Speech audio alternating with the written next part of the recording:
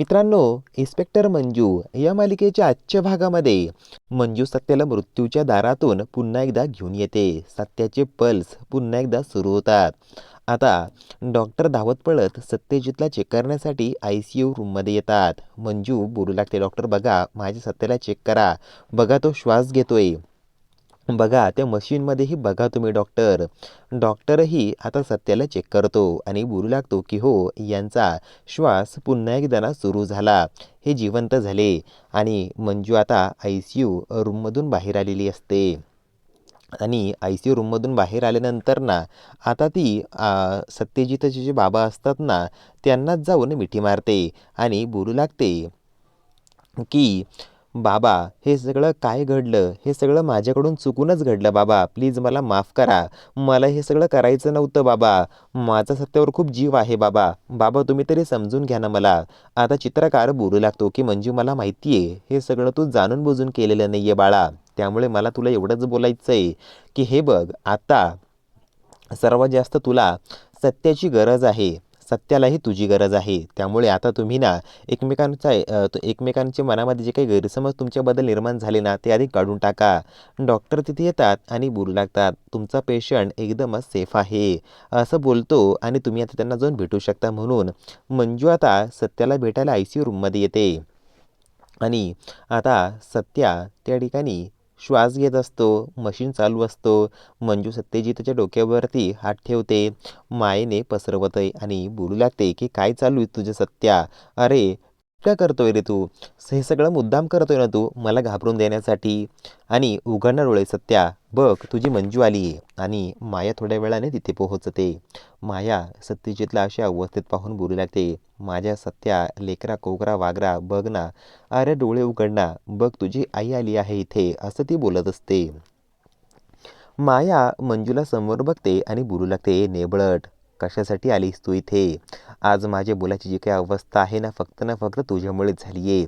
निघ इथून, मला तुझं चेहराही बघायचं नाहीये. मंजू बोलते, नाही, मला फक्त एवढंच कळू द्या की सत्या शुद्धीवर आल्यानंतर काय बोलतोय. मला फक्त शुद्धीवरती आलं तर इथपर्यंत ठेवा तुम्ही. मी इथून काही करणार नाहीये मॅडम. प्लीज मला इथून जाऊ देऊ नका तुम्ही.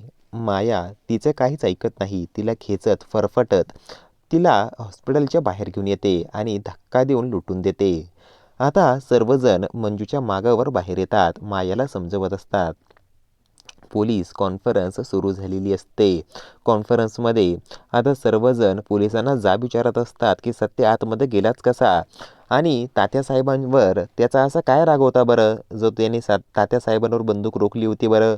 आणि तुमची ही अशी काय मजबुरी ठरली जे सत्यावर तुम्हाला गोळी झाडावी लागली? बोला इन्स्पेक्टर साहेब. आता हॉस्पिटलच्या बाहेर मंजू इकडे आलेली असते. मायाने तिला हकलून लावलेलं असतं. माया तिला बोलत असते, नेबळट, माझ्या मुलाचं आणि माझं तुझ्या तोंडून नाव घ्यायचं नाही. निघ इथून. माझा सत्या आता माझा आहे, तुझा नाही.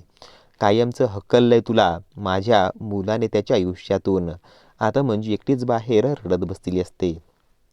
तोच तिथे आता मंजूचे बहीण आणि आई येते. दोन्हीही तिथे आल्यानंतर सर्वात आधी मंजू जाऊन आईला मिठी मारते. बोलू लागते, आई बघ ना काय होऊन बसलं हे. आता सुनंदा मंजूला समजवत असते, अगं मंजू हे सगळं काय होऊन बसलंय बाळा?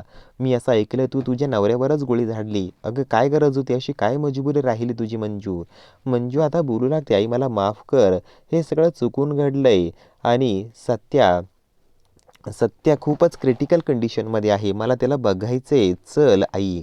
आता अमृता बोलू लागते की मंजूताई तुला काळजी करायची गरज नाही आहे. आलोय ना मी. चल आपण जाऊया आतमध्ये. तर माया रस्त्यामध्येच उभी असते आणि बोलू लागते, इथून सरळ मागे जायचं. माझा मुलगा माझा आहे. त्याला कोण भेटायचं आणि कोण नाही ते मी ठरवणार. कळलं का? आणि जरीही तुम्ही माझं ऐकलं नाही ना, तर तुमच्याच बंदुकीच्या गोळ्या घेऊन तुमच्यावर गोळी चालवेल मी. मग मी जेलमध्ये गेले तरी चालेल. आणि माया आता बोलू लागते की हो, मी जे काही बोलते ना ते खरंच आहे. तरीही ते तिथून काही जात नाही. तर माया बोलते, मी इथून गेल्यानंतर हे जर इथून खरंच गेले नाही ना, तर मी जे सांगितलं तेच करा तुम्ही. म्हणून आता ते घरी निघून येतात. मंजू घरी आलेली असते. आज जे काही घडून गेलेलं असतं ना, त्यामुळे तिला एकदमच ना अस्वस्थ वाटत असतं. बिचारी मंजू रडत असते. आई अमृता तिला समजवत असतात. अमृता बोलू लागते, मंजूताई प्लीज अगं शांत हो ना. मला माहिती आहे हे तू जाणून बुजून केलेलं नाहीये. नक्कीच काहीतरी असं घडलं असेल ज्यामुळे तुझी मजबुरी राहिली असेल, हो ना? तर मंजू बोलते, हो अमृता, असंच काहीतरी घडलंय. मी सत्तेवरती गोळी झाडतच नव्हते. मी तात्यासाहेबांवरच गोळी झाडली होती. परंतु अचानकच सत्या फिरला आणि गोळी त्यालाच लागली. मला खरंच माफ कर सत्या. लिंबराजी तिथे येतो. मंजूचा तो एकदम असं गवगवा करू लागतो की वा वा, एकच नंबर. बघा काय बातमी सुरू आहे मोबाईलमध्ये. तुम्ही तर सोशल मीडियावर एकदम असं ना मंजूताई, तुम्ही अख्ख्या सोशल मीडियावरती ना तुमचंच नाव आहे. शेवटी त्या गुंडाला तुम्ही इथेच ना छाताडात गोळी मारायला हवी होती. तेव्हाच ना त्याचा अंत झाला असता. थोडा तुमचा निशाणा चुकला. आज मला एकदमच प्राऊड फील होतंय जे तुम्ही आज केलंय. तर अमृता बोलू लागते, वेडे का खोळे तुम्ही. तिचा नवरा येतो आणि तिच्या बाबतीत तुम्ही असं बोलताय. तर लिंबराज बोलतो की काय चुकलं माझं, बोल ना.